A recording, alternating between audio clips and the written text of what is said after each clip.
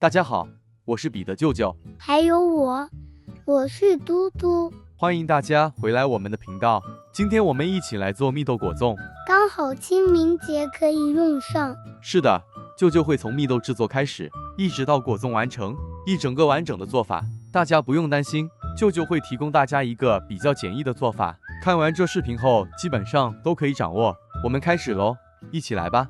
先来准备一份蒸蜜豆内馅。小红豆500克，清理干净后，清水浸泡1个晚上，沥干水分后，再倒入锅里。红豆泡过水后容易煮软，再加入适量清水，这水没过红豆约1公分左右即可。盖好，大火煮开。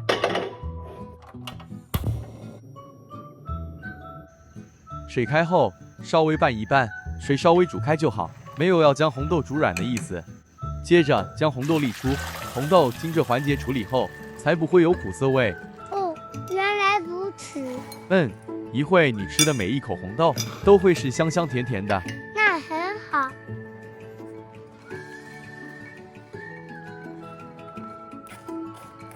煮过的红豆一颗颗还是很完整。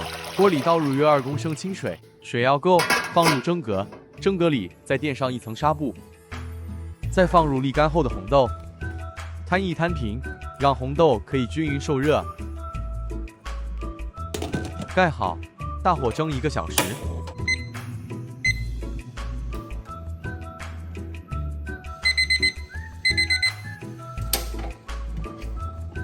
蒸熟后的红豆是这状态，颗粒完整，但却又够软，一捏就碎了，基本上已经断生了。也可放几颗进口里嚼一嚼，感受一下那绵密度。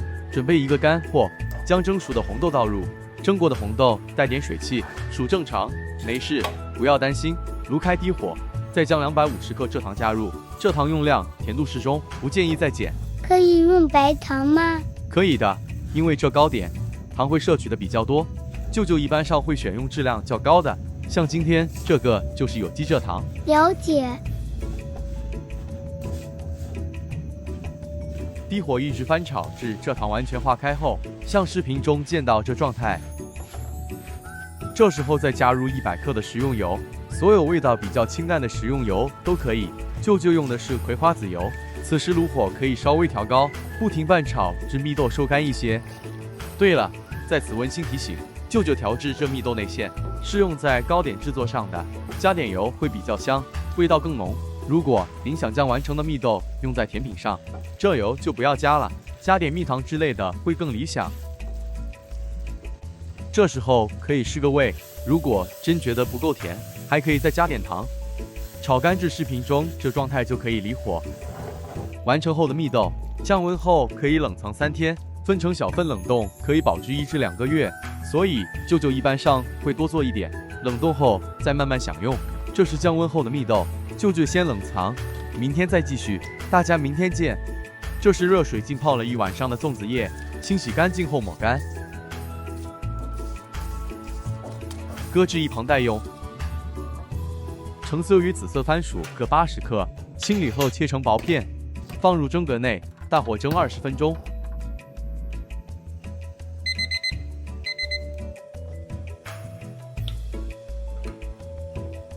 时间到，开盖取出，趁热捣成泥状。我们先来处理紫色面团。250克水磨糯米粉，紫薯泥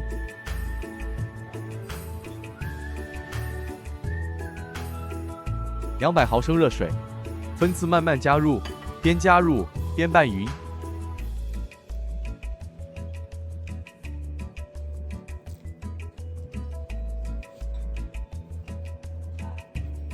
拌至无干粉状态后，再用手揉匀。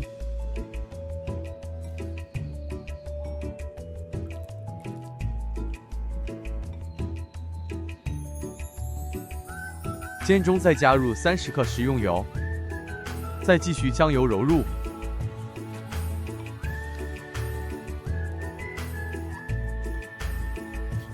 揉成一块软硬适中的面团。哇，这紫色很漂亮哦。的确很好看。盖好，避免被风干。接着来处理橙色面团。做法与紫色面团一样吗？是的，只是要稍微注意，因为不同的番薯含水量有别，这水就要酌量，这样才能避免失误。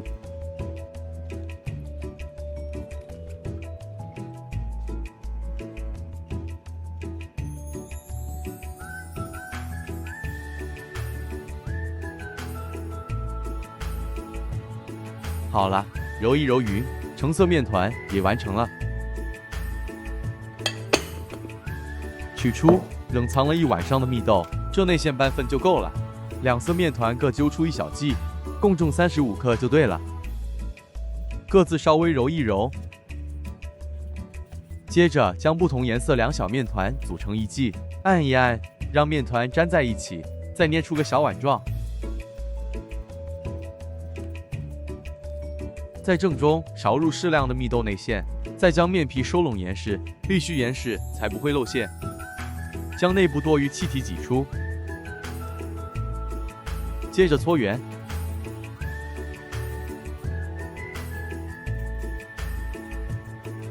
掌心抹点油，再继续搓圆，将生坯表面上一层薄油防粘。预先备好的粽叶，亮面向内，一样涂上一层薄油防粘。在涂油部分折成个斗状，接着将搓圆后的生坯放入，再将粽叶倒折，两边收紧，生坯完整纳入斗中，再将粽叶回折收紧。备好一小卷棉绳，将果粽生坯拴上2圈，再打个活结。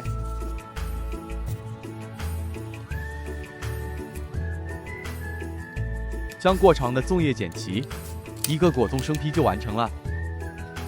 它很可爱哦，是吧？这果粽只需蒸熟，不同于传统粽子必须下水煮熟，所以它也少了煮熟后必须挂起来排水这环节，所以就不需要绑成一串串的，比较省事。当然，如果您真想绑成一串一串的，那也没问题，感觉上仪式感就更重一些。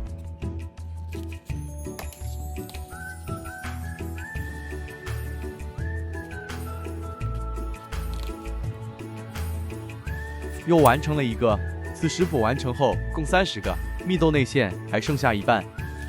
完成后的果粽生坯放入蒸格内，锅里水煮开，放上蒸格，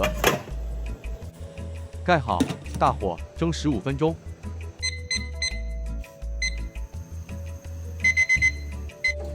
蒸熟后的果粽表面布满了水蒸气，也太香了啦！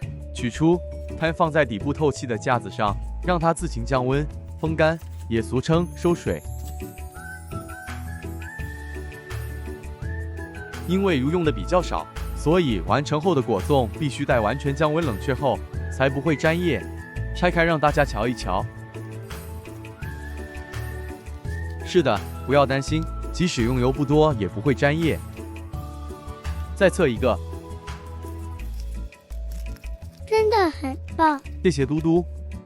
大家一起来验收成品，没有任何添加色素，色泽依旧很美观，用油少，成品不油不腻。想一起学着做的朋友，大胆放心去做吧。舅舅无隐藏式分享，您肯定学会。好吃呀！蜜豆颗粒完整，保留红豆味，嚼起来特别香，配搭上 Q 韧的糕皮，一口接一口，叫人没法停口。舅舅一口气吃了3个。